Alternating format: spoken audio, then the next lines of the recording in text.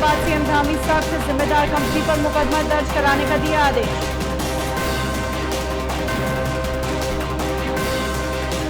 उत्तराखंड में भारी बारिश से हुआ नुकसान, धामी ने अधिकारियों के साथ की समीक्षा, आकलन रिपोर्ट बनाने के दिए निर्देश।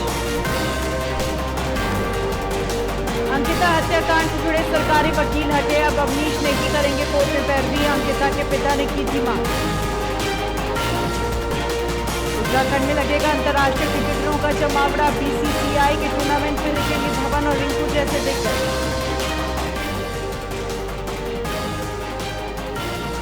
रामनगर नए बाईपास पुल का दिखा जाएगा, आसपास के इलाकों में मचा हड़कंप, वन विभाग की टीम रेस्क्यू में जुटी।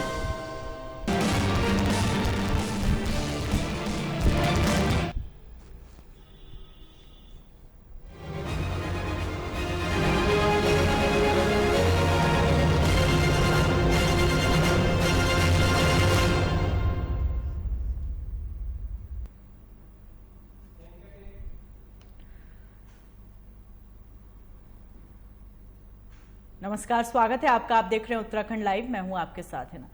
उत्तराखंड में एक बार फिर कांग्रेस और भाजपा के बीच जुबानी जंग छिड़ गई है और इस बार चमोली करंट हादसे को लेकर कांग्रेस और भाजपा एक दूसरे पर निशाना साधते हुए दिखाई दे रहे हैं। कांग्रेस ने चमोली में डेरा जमाते हुए प्रदेश में सरकार के खिलाफ मोर्चा खोल दिया, जबकि भाजपा ने कांग्रेस पर लाशों पर राजनीति ना करने की नसीहत दे रहे हैं। वहीं भाजपा की इस नसीहत के बाद कांग्रेस ने भी भाजपा पर पलटवार करने में देर नहीं की और कांग्रेस नेत्री अलका पाल ने कहा कि बीजेपी को क्षमा मांगनी चाहिए। कांग्रेस गरीबों की आवाज हमेशा बनती आ रही है और बनती रहेगी।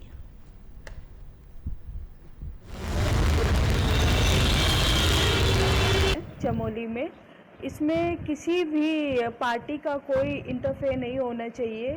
कारण इसका ये एक घटना हुई है, ना कि बीजेपी ने कोई घटना रच के इस तरीके से लोगों को अटैक करने की कोशिश की है ना। तो ये कांग्रेस क्या काम करती है हमेशा कि कोई भी ऐसी घटना होती है कहीं भी तो वो हमेशा सीधा बीजेपी पर वार करती है, कोई चाहे राजनीतिक हो या ना हो ऐसा कोई मुद्दा।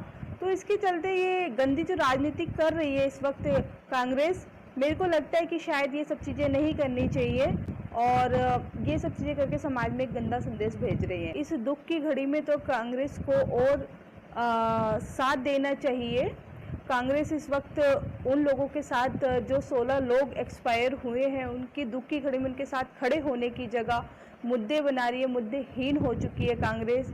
जबकि इधर देखा जा रहा है कि कांग्रेस के जितने भी विधायक हैं, ज़्यादातर विधायक बीजेपी में आने के लिए ललायित हैं और कितने विधायक बीजेपी ज्वाइन कर चुके हैं। सरकारी तंत्र की घोर लापरवाही रही है और संघर्ष हमेशा जनता के लिए, जो उनकी टक्कर से संघर्ष हमारा नारा है। सरकारी तंत्र की घोर लापरवाही के कारण ये दुर्घटना हुई है। इसमें एक बार फिर राज्य सरकार पूरी तरह फेल हुई है और हमारी राज्य सरकार से मांग है कि इससे ज्यादा बेहतर ये होता है कि आप मृतक आश्रितों के परिवारों को 25-25 लाख रुपए और आश्रितों को सरकारी नौकरी देने का तुरंत ही घोषणा करें और इसका इम्प्लीमेंट भी करें।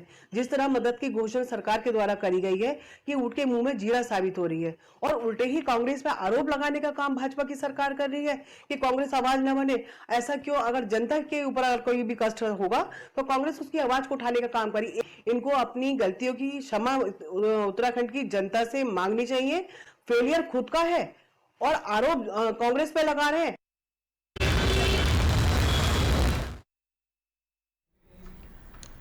महानगर कांग्रेस कमेटी द्वारा महाराणा प्रताप चौक पर उत्तराखंड सरकार का पुतला दहन किया गया। इस दौरान कांग्रेस नेताओं ने कहा, चमोली में नमामि गंगे विद्युत परियोजना में ट्रांसफार्मर के करंट से लगभग 20 व्यक्तियों को अपनी जान से हाथ धोना पड़ा। कांग्रेस पार्टी इस हादसे में जान गंवाने वाले लोगों के प्रति शोक प्रकट करती है और उनकी आत्मा की शांति के लिए प्रार्थना करती है। साथ ही इस हादसे के लिए पूरी तरह से राज्य सरकार एवं यूपीसीएल के अधिकारियों को जिम्मेदार ठहराती है। कांग्रेस पार्टी सरकार से हादसे की उच्च स्तरीय जांच की मांग करती है।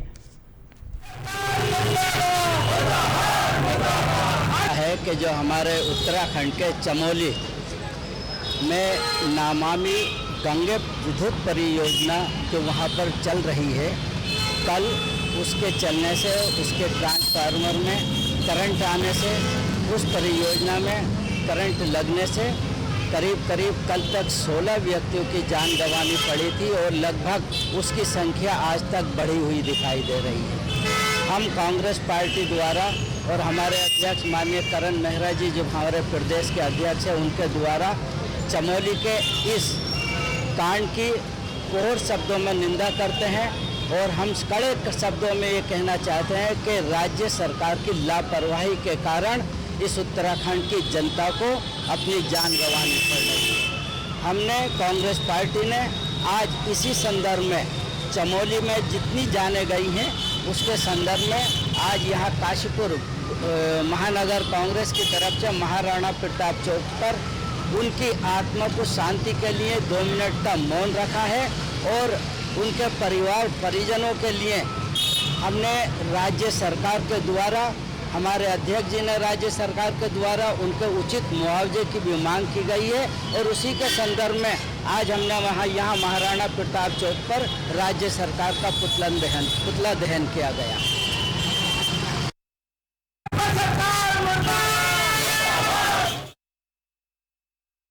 में सीवरेज ट्रीटमेंट प्लांट में करंट लगने से हताहत और घायलों को अधिक मुआवजा एवं उनके आश्रितों को सरकारी नौकरी देने की मांग उठने लगी है। इसी क्रम में आज भाकपा माले के राज्य सचिव इंद्रेश मैक्यूरी ने एक बयान जारी करते हुए सवाल किया है कि सीवरेज ट्रीटमेंट प्लांट में पहले भी करंट फैलने से एक व्यक्ति की मौत हो चुकी थी, तो फिर दोबारा करंट कैसे फैला। उन्होंने मांग की है दर्दनाक घटना की उच्च स्तरीय जांच होनी चाहिए और दोषियों पर हत्या का मुकदमा दर्ज किया जाना चाहिए। चमोली में नमामि गंगे के सीवर ट्रीटमेंट प्लांट में बिजली के फैलने से लोगों की मृत्यु बेहद दुखद, पीड़ादायक एवं अत्यंत हृदय विदारक है। मृतकों को हम श्रद्धांजलि अर्पित करते हैं और घायलों को के शीघ्र स्वास्थ्य लाभ की कामना करते हैं। उत्तराखंड सरकार से हमारी ये मांग है कि मृतकों के आश्रितों को 1 करोड़ रुपया मुआवजा दिया जाए और एक आश्रित को स्थायी सरकारी नौकरी दी जाए। साथ ही घायलों को 50 लाख रुपया मुआवजा और उनके संपूर्ण इलाज का खर्च राज्य सरकार वहन करे। राज्य सरकार द्वारा घोषित मुआवजा 5 लाख रुपया मृतक आश्रितों को और 1 लाख रुपया घायलों को अपर्याप्त है। घायलों के साथ मृतकों के साथ मजाक है, उनके बलिदान का भी मजाक है। इसके साथ साथ हमारी ये मांग है कि इस घटना की उच्च स्तरीय जांच की जानी चाहिए, तकनीकी विशेषज्ञों द्वारा इसकी जांच करवाई जानी चाहिए और ये पता लगाया जाना चाहिए कि कैसे 2 बार करंट फैला। एक बार करंट फैलने में एक व्यक्ति की मृत्यु हुई और दूसरी बार करंट फैलने में भी 16 लोग और जान गंवा बैठे। तो इस घटना की उच्च स्तरीय तकनीकी जांच आवश्यक है और जिम्मेदार लोगों के खिलाफ सख्त से सख्त कार्रवाई की जानी चाहिए। उन पर लोगों के प्राण लेने के लिए हत्या का मुकदमा दर्ज किया जाना चाहिए। रुड़की में हुई मूसलाधार बारिश के बाद अब लोगों को डेंगू का डर सताने लगा है। दरअसल पिछले दिनों हुई मूसलाधार बारिश से क्षेत्र में जगह जगह पानी भरा हुआ है, जिससे अब बीमारी फैलने का डर बना हुआ है। वहीं डेंगू सहित अन्य बीमारियों से बचने के लिए स्वास्थ्य व चिकित्सा विभाग ने भी कमर कस ली है। स्वास्थ्य व चिकित्सा विभाग ने बीमारियों से बचने से पहले ही सभी तैयारियां पूरी कर ली। साथ ही लोगों को डेंगू जैसी बीमारियों से बचने के लिए सुझाव भी दिए जा रहे हैं। जैसे लोग डेंगू का खतरा इस समय ज़्यादा बढ़ गया है, तो इसमें हमें सभी लोग पूरी बाजू के धामी की बाइट लंबी और घर में मच्छरदानी लगा कर रहे और पानी को कहीं जमा ना हो। जहाँ भी कहीं पानी जमा होता है उसको तुरंत हटा दें ताकि पानी रुक ना सके और उसमें मच्छर के लार्वा ना पनप सके। और हम हमारी तरफ से भी कोशिश है कि हम सब जगह दवा का छिड़काव करवा रहे हैं और एंटी लार्वल दवाइयाँ उसमें डलवा रहे हैं पानी में, ताकि तो कोई वो मच्छर न पनपे। लेकिन फिर भी हमें पूरी सावधानी से लेना। अगर कोई बीमार पड़ता है तो आप तुरंत जाके किसी चिकित्सक से सलाह। उत्तराखंड के पहाड़ी इलाकों में भारी बारिश होने से निचले इलाकों में गंगा का जलस्तर बढ़ गया, जिस कारण हरिद्वार के लक्सर और खानपुर क्षेत्र के कई गांव बाढ़ से प्रभावित हुए। इससे स्थानीय निवासियों का लाखों का नुकसान हुआ। साथ ही मूलभूत सुविधा न मिलने से काफी परेशानियों का सामना करना पड़ रहा है। वहीं मुख्यमंत्री पुष्कर सिंह धामी ने बाढ़ प्रभावित क्षेत्रों का दौरा किया और अधिकारियों के साथ समीक्षा बैठक करते हुए राहत और बचाव कार्यों में तेजी लाने के निर्देश दिए। जनपद में अतिवृष्टि हुई है और उस अतिवृष्टि के कारण से बहुत बड़ा क्षेत्र यहाँ का प्रभावित हुआ है। हमने तय किया है कि पिछले दिनों जिन क्षेत्रों में भारी बारिश हुई है जब बाढ़ आई है उस पूरे क्षेत्र को आकलन करवाने के बाद उसको आपदा क्षेत्र घोषित किया जाएगा। और आपदाग्रस्त क्षेत्रों में आगामी 3 माह तक जो बिजली के बिल हैं या बैंकों के लोन हैं, जो सहकारी बैंक के राज्य सरकार के अंतर्गत आने वाले बैंक हैं, उन बैंकों का 3 माह तक जो ऋण वसूली है वो स्थगित रखी जाएगी। और जो राष्ट्रीयकृत बैंक हैं उन बैंकों को राज्य सरकार की तरफ से अनुरोध किया जाएगा कि वो अभी अगले 3 माह तक जो है इस प्रक्रिया को स्थगित रखें। और जो आपदाग्रस्त क्षेत्र हैं उन क्षेत्रों में तत्काल इसका आकलन करके जो प्रभावित लोग हैं उनको राहत राशि का वितरण किया जाएगा। साथ में जो पूरा क्षेत्र जिस प्रकार से आपदा एकदम बहुत ज़्यादा हुई है, जल भराव ज़्यादा हुआ है, उसके लिए बाढ़ प्रबंधन की विस्तृत योजना और दीर्घकालिक योजना पर काम किया जाएगा, जिसमें तटबंध से लेकर और जो भी ड्रेनेज का प्लान है वो सारा का सारा बनाया जाएगा। और भविष्य में ये जो नदियों का जल स्तर है वो लगातार बढ़ता जा रहा है, जिससे पहले के समय में जो बरसात का पानी होता था वो तत्काल चैनलाइज होकर निकल जाता था। उसके चैनलाइजेशन के लिए जो भारत सरकार के और राज्य सरकार के स्तर पर काम किए जाने हैं उस पर भी काम किया जाएगा। और जो हमारे आपदाग्रस्त क्षेत्र हैं वहाँ पर स्थायी रूप से बाढ़ राहत के जो केंद्र हैं वह भी हम बनाएंगे। और जहाँ पर जल भराव की स्थिति चाहे शहरी क्षेत्र है या ग्रामीण क्षेत्र की में ये स्थिति उत्पन्न हुई है, वहाँ पर एक ड्रेनेज प्लान दूरगामी और निकट भविष्य में आने वाले समय में जिस प्रकार का निर्माण कार्य हुआ है उसको ध्यान में रखते हुए उसको बनाया जाएगा। जो हमारी सोलानी नदी है और इसके आसपास का जो बड़ा वाला क्षेत्र है, क्योंकि वो छोटे प्लान से उस पर काम नहीं चलने वाला है, उसके लिए एक विस्तृत प्लान की आवश्यकता है। उसके लिए हम भारत सरकार से भी निवेदन करने वाले हैं, उस पर हम काम कर रहे हैं। उत्तरकाशी में हरेला पर्व के चलते चौरंगी खंड में 300 से ज्यादा वृक्षारोपण कार्यक्रम आयोजित किए गए। इस अवसर पर मुख्य कार्यक्रम में राष्ट्रीय स्वयंसेवक संघ के अध्यक्ष विनोद नौटियाल, सहाखंड कार्यवाह विक्रम सिंह नेगी के साथ क्षेत्रवासी मिलकर 4 प्रजाति के पौधे रोपित किए। वहीं सहाखंड कार्यवाह विक्रम सिंह नेगी ने बताया, वृक्षारोपण के साथ ही क्षेत्र के कई दल ने प्रतिज्ञा ली है, वे सभी मिलकर जन जागरूकता कार्यक्रम अभियान चलाएंगे। ग्राम सभा लुधाड़ा हम 350 डाल लाया, पर लाए ले हमने बढ़िया ढंग से ले ली। और क्या हमारा काम तो रोज कोई रही, पर हम 350 डाल ले लिया। पर बहुत बढ़िया दिन आज को जो हमने आज डाल लाया, सबसे बढ़िया दिन है, सबसे बढ़िया काम है आज। बहुत खुशी। अपने चौरंगी खंड के हरेला पर्व के शुभ अवसर पर सभी चौरंगी खंड के राष्ट्रीय स्वयंसेवकों के द्वारा हरेला पर्व का कार्यक्रम मनाया गया। और इसमें मुझे बड़ी खुशी हुई कि अपने इस क्षेत्र के ग्राम पंचायत लुधाड़ा की महिलाओं के द्वारा और अपने इस गांव ग्राम सभा के सम्मानित प्रधान जी, क्षेत्र पंचायत जी, महिला मंगल दल अध्यक्ष, युवा मंगल दल अध्यक्ष, उन्होंने राष्ट्रीय स्वयंसेवक संघ को आग्रह किया कि हमारे गांव में आओ और यहाँ पर हम एक भव्य और दिव्य कार्यक्रम करेंगे। तो आज इन महिलाओं की तरफ से अपने इस चौरंगी खंड के सभी स्वयंसेवकों के द्वारा 350 पौध आज लगाए गए, जिसमें बांज, बुरांस और देवदार, अखरोट, भिमल आदि आदि के पौधे यहाँ पे लगाए गए। और हमारा सौभाग्य है कि हमारे बीच में सभी अपने इस चौरंगी खंड के राष्ट्रीय स्वयंसेवक संघ के सभी कार्यकर्ता उपस्थित रहे। इसके लिए आप सब लोगों को तहे दिल से स्वागत, अभिनंदन, वंदन करता हूँ। राष्ट्रीय स्वयं संघ ने राष्ट्रीय योगी सेना के सभी सदस्य पदाधिकारियों ने यहाँ पर वृक्षारोपण किया हुआ है। शास्त्रों में इसका वर्णन आता है कि एक पेड़ 100 पुत्र के समान होता है। सभी माताओं ने, सभी बहनों ने, सभी हमारे बुजुर्गों ने, सभी भाइयों ने साथ मिलकर परस्पर संज्ञा करते हुए आज ये पुण्य का काम किया। आप सभी गाजना के सभी सदस्यों का मैं हार्दिक अभिनंदन एवं स्वागत करता हूँ। धन्यवाद।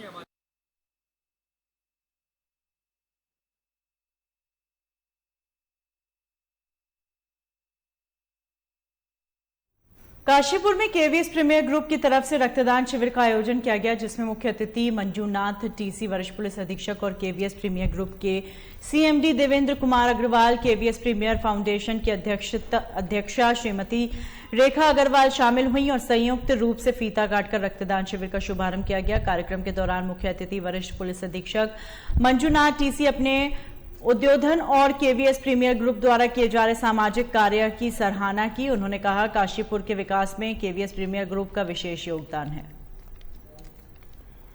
कार्यक्रम केवीएस प्रीमियर द्वारा सन 2016 से आरंभ किया गया था नियमित रूप से, और उसके पीछे उद्देश्य सिर्फ यही था कि समाज को आज जो सबसे बड़ी आवश्यकता है, जिसका कोई दूसरा विकल्प नहीं है, वो केवल ब्लड है। हमारी जैसे जैसे पॉपुलेशन बढ़ रही है, उसी के अनुपात में बीमारियां बढ़ रही हैं, दुर्घटनाएं बढ़ रही हैं, और जो आंकड़े बताते हैं कि अभी भी भारतवर्ष में लगभग 12,000 लोग प्रतिदिन रक्त न मिलने के अभाव में अपने जीवन से हाथ धो बैठते हैं। हम उस समस्या को दूर तो नहीं कर सकते, लेकिन अपने आंशिक योगदान से कुछ जीवनों को अवश्य बचा सकते हैं, और ये हर नागरिक का नैतिक कर्तव्य भी है। इसका दूसरा पहलू एक और भी है कि अगर कोई व्यक्ति ब्लड डोनेट करता है तो निश्चित रूप से उसके मन में एक शीर्षता का भाव, आत्मविश्वास और समाज के प्रति समन्वय और प्रेम कहीं ना कहीं अपनी जगह बना लेता है, और इसका लाभ उसे उसके व्यक्तिगत जीवन में मिलता है और व्यावसायिक जीवन में भी। निश्चित रूप से ऐसे लोग, ऐसे कर्मचारी, अधिकारी जिस उद्योग से व्यवसाय जुड़े हैं, मन लगाकर काम करते हैं और उसके परिणाम भी बेहतर होते हैं। हमारा प्रयास रोटरी क्लब ऑफ काशीपुर और इनरव्हील क्लब के सहयोग से पिछले 6-7 वर्षों से चल रहा है। इस बार अभी तक हमारे पास तकरीबन 350 रजिस्ट्रेशन हो चुके हैं, और हमें पूरी उम्मीद है कि उसमें से लगभग 350 अवश्य क्वालिफाई करेंगे, क्योंकि स्वास्थ्य कारणों से या किसी और कारणों से बहुत से लोग अनफिट हो जाते हैं मेडिकल टीम द्वारा। तो उम्मीद ये है कि आज 350 के आसपास रक्तदान हम दे पाएंगे। और मैं समझता हूँ कि हम लोग का जो मानना है कि जीवन और मृत्यु ईश्वर के हाथ में है, लेकिन हमें ये भी स्वीकार करना पड़ेगा कि ईश्वर ने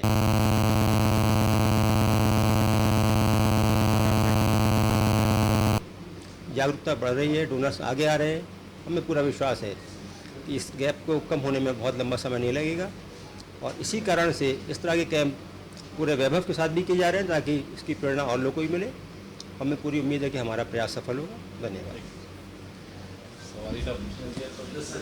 जहां पर पूरे देश में पीक ब्लड डिमांड रहता है, इस समय में ऑर्गेनाइज तरीके से ब्लड कैंप ऑर्गेनाइज करना ये बहुत ही पुण्य का काम है। इसका कोई भी वर्ड्स में मैं मतलब I can describe the importance of it. और जनता को भी मैं अपील करना चाहता हूँ, अनुरोध करना चाहता हूँ कि it's a very safest way and scientific way, और इससे किसी प्रकार का नुकसान नहीं है। आपकी रक्तदान से किसी भी एक व्यक्ति का जान बचता है।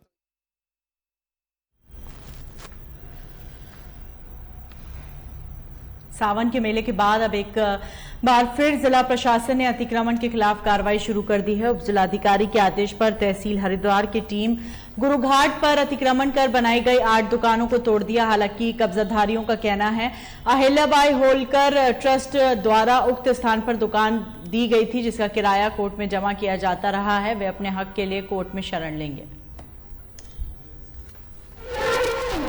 क्या है अतिक्रमण है?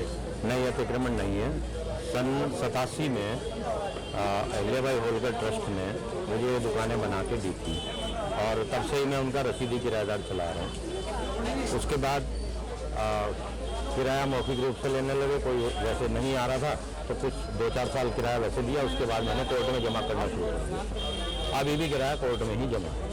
अभी 2018 में एक आदेश हुए थे हाई कोर्ट के पूरे उत्तराखंड के लिए कि अतिक्रमण हटाया जाना, तो अतिक्रमण हटाया गया, सारा हटा दिया गया था। उसकी वीडियोग्राफी और उसकी जो रिपोर्ट है वो तत्कालीन जिलाधिकारी दीपक रावत जी ने हाई कोर्ट में जमा कर दी थी। उसमें ये दिखाया गया था कि ये क्योंकि विवादित है संपत्ति, इसलिए इसको सील कर दिया गया। और अभी सूचना के अधिकार में किसी ने डाली है तो उसने ये कहा है कि भाई ये हटाई नहीं गई और ये नगर निगम की संपत्ति है। जबकि मेरे पास प्रूफ है 1935 का बंदोबस्त है। और नगर निगम के उप MNA महेंद्र सिंह यादव और नेगी जी उत्तम सिंह नेगी, इन्होंने और तहसीलदार ने लिख के दे रखा है कि ये संपत्ति जो है नगर निगम की नहीं है, ना ही राजस्व विभाग की है, ये संपत्ति एलआईसी होल्कर ट्रस्ट की है। बात है कि गलत तरीके से हटाया जा रहा है। हाँ, ये तो है गलत तरीके से हटाया जा रहा है, ना ही नोटिस दिया गया है और ना ही कोई जानकारी दी गई है। क्या करने जा रहे हैं? ये न्याय तो सबके लिए खुला हुआ है न्यायालय। अगर आवश्यकता पड़ी और हमारे एडवोकेट अगर सलाह देंगे तो जरूर इसके लिए खिलाफ अपील करेंगे। ये पूर्व में भी माननीय हाईकोर्ट उच्च न्यायालय के द्वारा एक निर्देश दिया गया है, जिसमें जितने भी लोकमार्ग लोक संरचनाओं पर अनाधिकृत रूप से जिनके द्वारा अतिक्रमण किया गया है उनको हटाए जाने के निर्देश है। उसी के क्रम में उप जिलाधिकारी महोदय हरिद्वार के द्वारा निर्देश दिए गए हैं। उसी के क्रम में ये अनुपालन किया जा रहा है। सिंचाई विभाग, नगर निगम, पुलिस और तहसील प्रशासन यहाँ पर मौके पर उपस्थित है। कितनी दुकानें हैं? ये 8 चिन्हित किए गए हैं, 8 होके आप देख रहे होंगे, और ये अवैध अतिक्रमण की श्रेणी में आता है, इसके हटाया जा रहा है। आगे दुकानें हटाई जा रही है और कुछ भी हटाया जा रहा है यहाँ से? आज के लिए यही निर्देश है। आगे जो चिन्हित अवैध अतिक्रमण होंगे उन पर भी हटाने की कार्रवाई की जाएगी।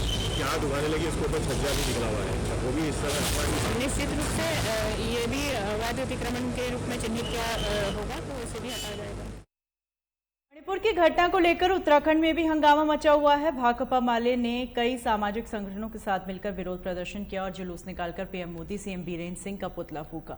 वहीं भाकपा माले जिला सचिव डॉक्टर कैलाश पांडे ने कहा, मणिपुर का वीडियो वायरल होने के बाद से भाजपा की डबल इंजन की सरकार की शर्मनाक हरकत उजागर हुई है। वहीं प्रधानमंत्री के इतने दिनों तक की चुप्पी ने इस अपराध की गंभीरता को और बढ़ा दिया है। लंबे समय से मई के महीने से पूरा एक हिंसा का दौर चल रहा है।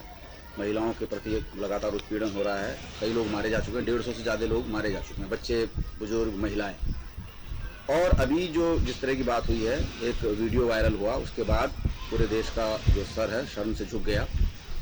और उसके बाद हमने देखा कि प्रधानमंत्री जी ने भी कहा कि 140 करोड़ लोगों का सिर शर्म से झुक गया है। बिल्कुल सही बात है, लेकिन हम ये पूछना चाहते हैं प्रधानमंत्री जी, आपका सिर कब शर्म से झुकेगा? 79 डेज के बाद, 79 दिन के बाद उन्होंने इस बात को कहा कि हम बेटियों से अन्याय नहीं होने देंगे। हम कह रहे हैं कि अगर इस बात सही है तो जो वहाँ के मुख्यमंत्री हैं एन वीरेन्द्र सिंह, जो उसके लिए जिम्मेदार हैं, उनको हटाइए। केंद्रीय गृह मंत्री अमित शाह जी जो खुद वहाँ गए थे और जा करके उन्होंने हिंसा पे कोई रोक लगाने का काम नहीं किया, बल्कि मुख्यमंत्री की पीठ थपथपा के आए, उनको शाबाशी देके आए कि बहुत बढ़िया काम कर रहे हैं। हमने कहा हम चाहते हैं कि उनको हटाया जाए और वहाँ जो भी लोग हैं अज्ञात के नाम पर उनको बचाने की कोशिश बंद हो।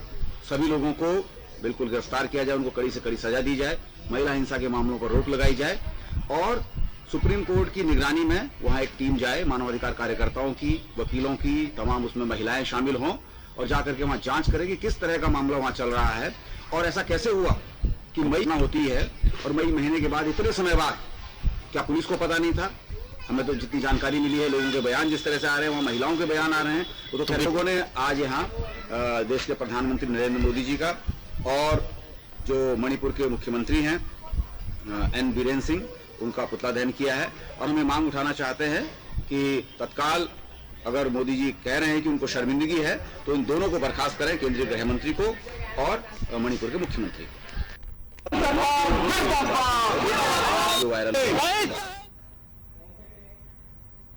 इन्हीं खबरों के साथ बुलेटिन में फिलहाल इतना ही। दीजिए इजाजत।